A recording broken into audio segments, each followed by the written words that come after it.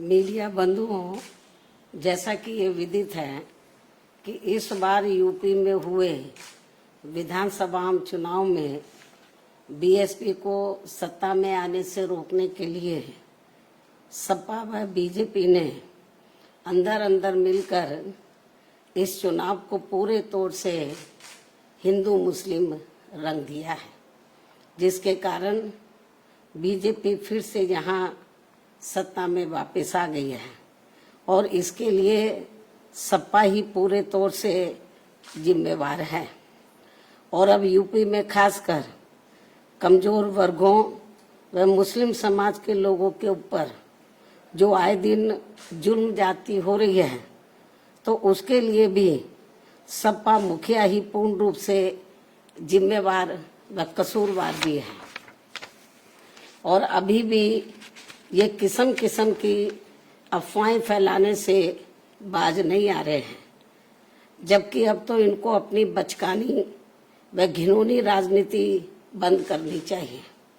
इसके साथ ही इनको मैं ये भी बताना चाहती हूँ कि इसमें भी कोई संदेह नहीं है कि यदि उत्तर प्रदेश सहित पूरे देश में खासकर दलित, आदिवासी, पिछड़ा वर्ग, मुस्लिम व अपर कास्ट समाज में से गरीब तबका भी बीएसपी में जुड़ जाता है, तो फिर ये लोग बीएसपी की मुखिया को पुनः यहाँ यूपी का मुख्यमंत्री बना सकते हैं। और इतना ही नहीं बल्कि आगे चलकर देश का प्रधानमंत्री भी बना सकते हैं, क्योंकि इन वर्गों के वोटों में बहुत बड़ी ताकत है, बशर्ते यदि ये लोग एकजुट होकर बीएसपी से जुड़ जाएं और चुनाव में किसी भी प्रकार से गुमराह ना हो, किसी भी प्रकार के बहकावे में ना आए। इसलिए मैं अपनी जिंदगी में यूपी की फिर से मुख्यमंत्री बनने व आगे चलकर देश का पीएम बनने का ही सपना देख सकती हूँ, लेकिन देश का राष्ट्रपति बनने का तो सपना मैं कभी भी नहीं देख सकती हूँ।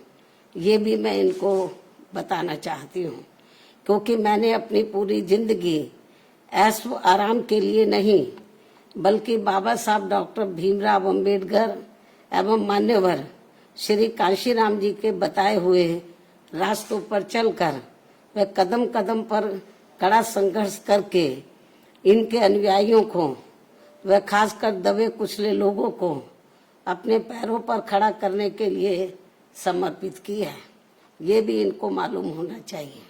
इसके अलावा ये बात भी सर्वविदित है कि ये कार्य दबे कुचले लोगों को अपने पैरों पर खड़ा करने का ये कार्य मैं देश का राष्ट्रपति बनकर नहीं बल्कि उत्तर प्रदेश का सीएम व देश का पीएम बनकर ही कर सकती हूँ। इसलिए सपा के लोग अपने राजनीतिक स्वार्थ में मुझे जबरदस्ती राष्ट्रपति बनाने का जो सपना देख रहे हैं, तो उसे इनको भूल जाना चाहिए, कोई फायदा नहीं। जबकि इस मामले में हकीकत यह है कि सपा वाले मुझे देश का राष्ट्रपति बनाने का सपना इसलिए देखते रहते हैं ताकि उनके लिए यूपी का सीएम बनने का रास्ता साफ हो जाए, जो ये कदापि संभव नहीं हो सकता है। क्योंकि इस बार चुनाव में यूपी के मुसलमानों व यादवों ने भी इनको एक तरफा अपना वोट देकर देख लिया है। इनका कई पार्टियों से किया गया गठबंधन भी इन्होंने देख लिया है, लेकिन इसके बावजूद भी सपा अपनी सरकार बनाने में कामयाब नहीं हो सकी है। ऐसे में मुझे पूरा भरोसा है कि अब वे आगे इनके बहकावे में कतई भी नहीं आएंगे और वे फिर से यहाँ यूपी में बीएसपी की अपनी सरकार जरूर बनाएंगे।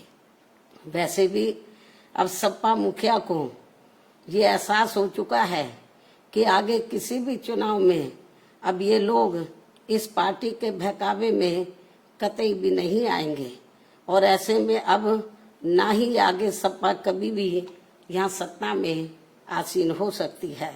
इसलिए अब वो विदेश भागने के भी फिराक में है, जहाँ उसने पहले से ही अपना काफी बंदोबस्त कर लिया है, ये भी इनके बारे में प्रदेश में काफी जोरों में आम चर्चा है। इसके साथ साथ यहाँ मैं ये भी बताना चाहती हूँ कि यूपी में बीएसपी की सरकार में दलित, आदिवासी व पिछड़े वर्गों में जन्मे हमारे महान संतों, गुरुओं व महापुरुषों आदि के आदर सम्मान में जो स्मारक व पार्क आदि बनाए गए थे, तो उनके रख रखाव को लेकर सपा सरकार में तो बहुत ज्यादा और अब भाजपा सरकार में भी काफी ज्यादा उपेक्षा हो रही है, जिसकी वजह से अब आए दिन सभी स्थलों की हालत काफी ज्यादा खराब हो चुकी है। और इस मामले में फिर से मैं वर्तमान भाजपा सरकार का ध्यान आकर्षित कराने के लिए और इस मामले में फिर से मैं रिपीट कर रही हूँ, बहुत इम्पोर्टेंट है क्योंकि मीडिया बहुत गलत तरीके से इसको हाईलाइट कर रहा था। और इस मामले में फिर से वर्तमान भाजपा सरकार का, क्योंकि सरकार का ध्यान आकर्षित कराने के लिए आज मेरी चिट्ठी को लेकर बीएसपी का एक प्रतिनिधि मंडल अर्थात श्री एस.सी. मिश्रा, राज्यसभा सांसद व राष्ट्रीय महासचिव बसपा एवं श्री उमा शंकर सिंह, बीएसपी विधानमंडल दल के नेता आदि यूपी के मुख्यमंत्री योगी जी से मिले हैं। इन स्थलों को लेकर इस संबंध में मैंने चिट्ठी लिखी मुख्यमंत्री जी को और इन दोनों को मैंने भेजा, आप चिट्ठी लेकर जाओ और उनको डिटेल में इन स्थलों की जो खराब हालत है उसके बारे में अवगत कराओ, ताकि इन स्थलों की हालत सही हो जाए। इस ओर सरकार ध्यान दे। मैं उनसे यही उम्मीद करती हूँ कि वे इस मामले में अब जरूर उचित व ठोस कदम उठाएंगे। चिट्ठी की कॉपी भी मीडिया को दे दी जाएगी, क्योंकि जो गलत प्रचार कर रहे हैं, आज ये दोनों मिले हैं, ये तो मेरी चिट्ठी लेकर मिले स्मारकों को लेकर कि स्मारकों की हालत बहुत ज्यादा खराब है और इस ओर सरकार ध्यान दे। और जो चिट्ठी लेकर मिले वो कॉपी भी हम मीडिया को भेज देंगे, ये भी मैं बताना चाहती हूँ।